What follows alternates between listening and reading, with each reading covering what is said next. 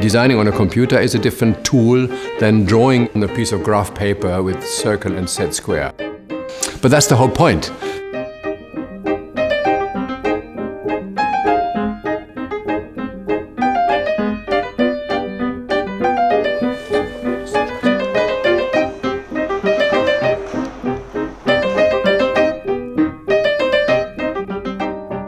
This project helps us to look deeper into these typographic treasures and materials we have in our archive.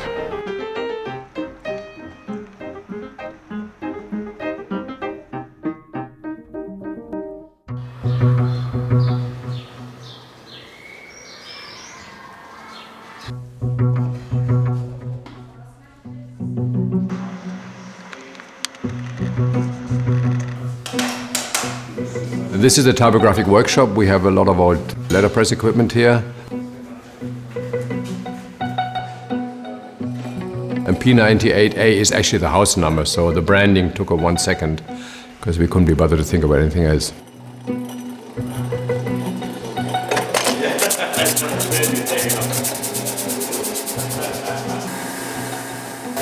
Push it against there, push it against here. All these things go down, see these? These are the grippers. And presto!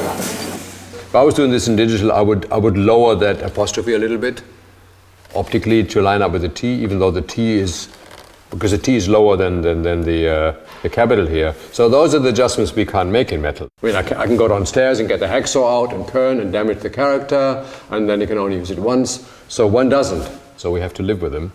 And one thing that happens though in metal, we started setting this, and we suddenly realized we only have 4 E's in this. This is not us being very clever, it's us being lazy. So we only have 4 E's. Rather than start over, leave it. And now everybody thinks it's funny.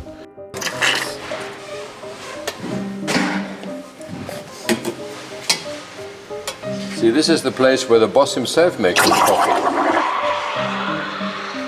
If you're designing type for normal reading, you can't be vain.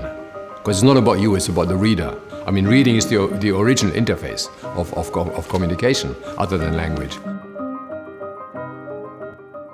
This is some type from one of our favorite type designers, Louis Oppenheim. And we like how the shapes change through the materials. There isn't one straight line in here. All these lines taper somehow, somewhere. Look at this. Look at that ampersand. I mean, this is totally crazy. It's probably not something you would have seen someone design at the Bauhaus. No. Yeah. On the contrary, they would be appalled because they would straighten this line, obviously. I mean, why is this tapered? You know, it's rubbish. It's impractical, it's silly, it's difficult to make. The Bauhaus guys, they really had an agenda. They were trying to prove that you could make things mechanically because they were trying to get away from this emotion. I mean, not forget, this was after the First World War.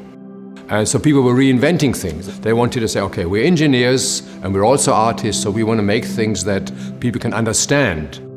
And if you look at the Bauhaus architecture, it's basically cubes which are simple to build. If you stand here, really in the middle of the street or above the middle of the street, you have a very great overview. You can see what happens in the staircase and in the metal workshop and the weaving workshop and the classrooms on the other side. It's much more than just a functional building. It's an emphasis about the beauty of industrial aesthetics, geometrical compositions, modernist design. It's an artwork, this building. It's a moment I think Gropius was especially proud about, looking through 3 walls into the city of Dessau. And even these beams here, again, these red ones, very typographic beams like in a modernist magazine. Maybe this space is just made for this light play. Most people think of Bauhaus through architecture or product design, you know, tables, chairs and so on. Expressing the basic understanding of design. Keep it simple, keep it strict, keep it clear, being precise. Everything is developed from this kind of grid system, like a typographic pattern, I would say.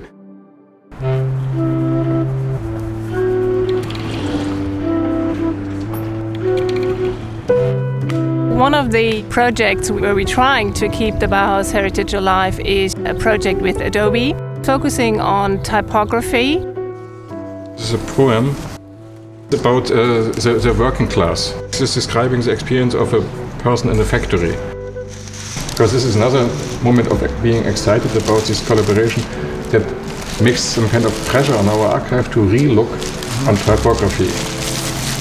This is very rare and totally unknown in the age of computer printing. So we think everything looks so easy, but it's done by hand with a brush. Adobe approached us. I think it even came through Ferdinand, my assistant. Did we want to be involved in this redesigning some of the sketches, the typographic sketches? None of them were really typefaces, they were sketches, exercises actually. Did we want to curate this? And I said, well, of course, because A, it's Adobe, who I have a very old and very emotional relationship with, romantic even, and B, it's type, that's what we do here.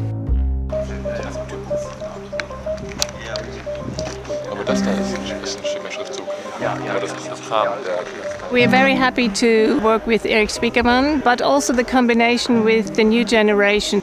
Very new to the field, they're no experts really, they're still studying. There's a digital aspect too, how you can transform that idea that have been done all on papers in a digital world. We gave him very little brief, just say, take this and make it into type. And I was certainly stunned by the enthusiasm we got back, and that gave us this energy that this is really a cool project now. As themselves, they are beautiful, whether they're letters or not. So maybe it's the last time we can unroll this, because after this, I think we should take care for more for restoration. To spell everything lowercase was supposed to be sort of anti-establishment against the Baroque aristocracy. This is the 20s, right? So they have it on the letterhead at the bottom. It says, we spell everything lowercase because it saves time, which of course is total rubbish, because it takes just as long to set a capital letter than to set a lowercase letter, but it sounded like revolutionary. So this is a great example that something looks much better in the original than in all the many digital reproductions we've received. They put them at an angle and it already makes it Bauhaus kind of thing, And then there's some of them, we don't really have the original sketches, we just have what they did with them. They made posters, so they are kind of applied already in all their primitiveness. We've already seen some interesting dialogues with the students that are doing this with us. They ask, how far can I go? How true should I be to the sketches? And I think because we have the original sketches, we can move quite a way away from them. And in order to make it a typeface that will work, at least for a headline or a word, we'll have to move that far away, as long as we explain what we've done in the process.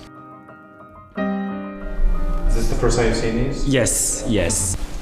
What I got is a sketch which retains a lot of handwriting atmosphere. It's not as wobbly as it looks in the reproduction. Yeah. Creating a typeface based on just one sketch is quite difficult because I can't see enough what his goals as an artist were.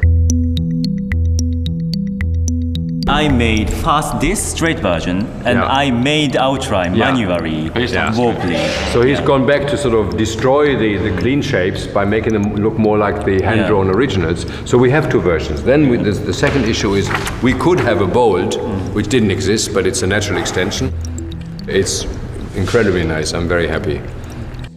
This is from Celine from The Hague.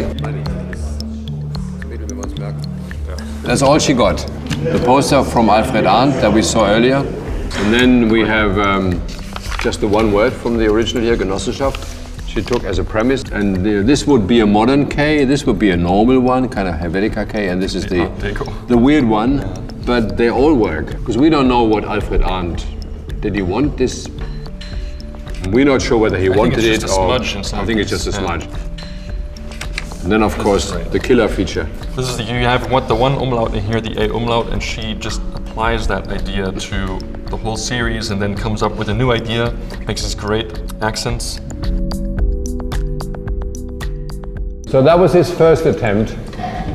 which was basically faithfully reproducing what was on those posters from Rossig. We saw a lot of his posters, the first guy we saw. Those scans were like exactly on this millimeter paper, so I could pretty much exactly build the letters just like on the same grid. Draw this grid and one-to-one like translate this sketch. This could actually work as a font. If Rossig had this software, what would he have done? So Luca studies in Lausanne at ECAL, and he did this as his own project. So another Bauhaus student, obviously, who'd gone ahead and done something a little more away from the geometric model. You got the Q, I mean, look at this Q. I mean, is that cool or what? The G has that little flying ball there, it's fantastic. This is a great shape here, by the way, in the W also. The stroke flying there with the thin line. Show me a double FI ligature, that'd be very funny. Yeah. Oh yeah, see, I mean that's a great shape. Yeah. Look at that, that's beautiful. That's nice. I mean that's a sculpture. She really just started off with 6 letters. Jo Schmidt's 6 characters. It's just lowercase A, characters. B, C, D, E, F as in lower cases. That's it. She had the full freedom to fill out that whole character set. If you look at a single character, it doesn't work at all. They're just slabs. In connection, it's beautiful. It's playful, it's rhythmic, it looks like an image. She designed a couple of alternatives for some of the letters. She found this idea of using the ballpoint as a terminal or as a horizontal stroke. So this is obviously a theme running through this, you know, the balls. The bouncing balls that we had in the Italian typeface, we have here also. And they make great little patterns. Ferdinand and I have this little issue that we would love to cut this into wood type, large wood type, and then go and print with it. Letterpress, of course. Letterpress, of course, in different colors. What these guys did, you know, almost 100 years ago, 90 years ago, it was done by, you know, set square compass and graph paper. We're finishing a project that we don't even know where it was supposed to go. It's a little nostalgic.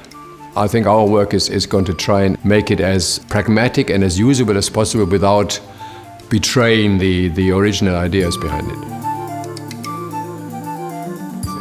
Because a project, it has not an aim, it's an experiment in itself.